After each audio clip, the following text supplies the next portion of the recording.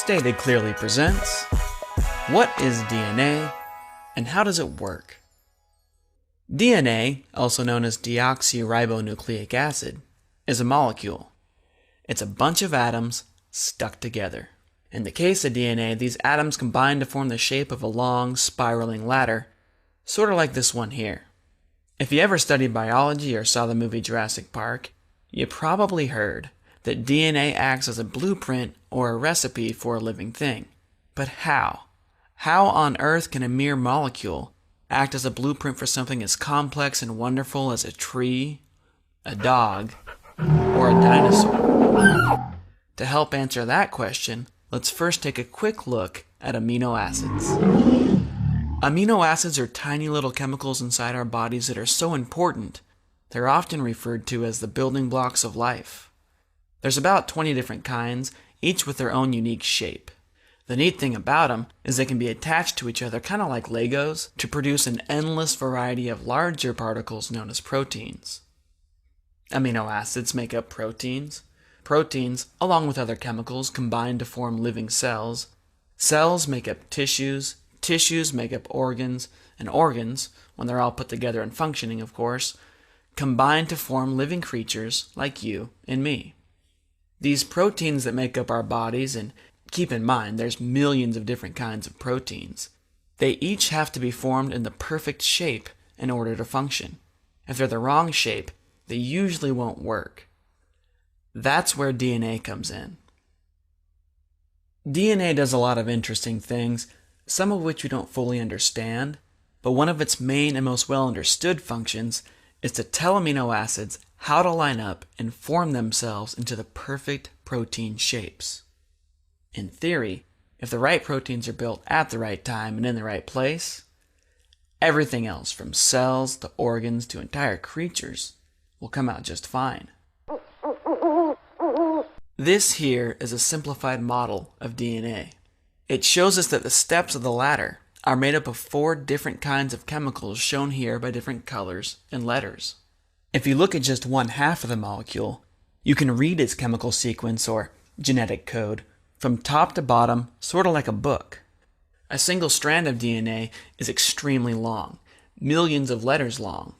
It spends most of its life coiled up like a noodle, living inside the nucleus or the centerpiece of a cell.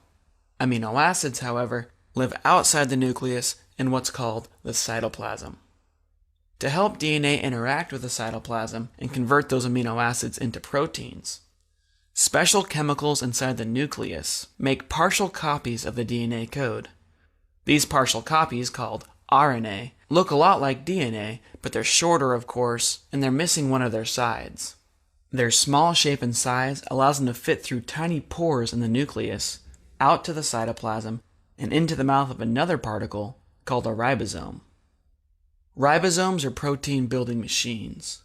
They read the RNA code 3 letters at a time, suck amino acids out of their surroundings, and stick them together in a chain according to the RNA code. As the chain grows, it bends, it folds, and it sticks to itself to form a perfectly shaped protein. Every 3 letters of the RNA code tell the ribosome which of the 20 different kinds of amino acids should be added next. For example, CAA tells the ribosome to grab a glutamine. AGU tells it to grab a serine, and so on. Once a protein is built, it can then go on to do a number of different things, one of which could be to help form a brand new cell. So to answer the original question, what is DNA? DNA is a molecular blueprint for a living thing. How does it work? DNA creates RNA, RNA creates protein, proteins go on to form life. This entire process, as complicated, as sophisticated, as magical as it might seem, is entirely based in chemistry. It can be studied, it can be understood. I'm John Perry, and that's DNA stated clearly.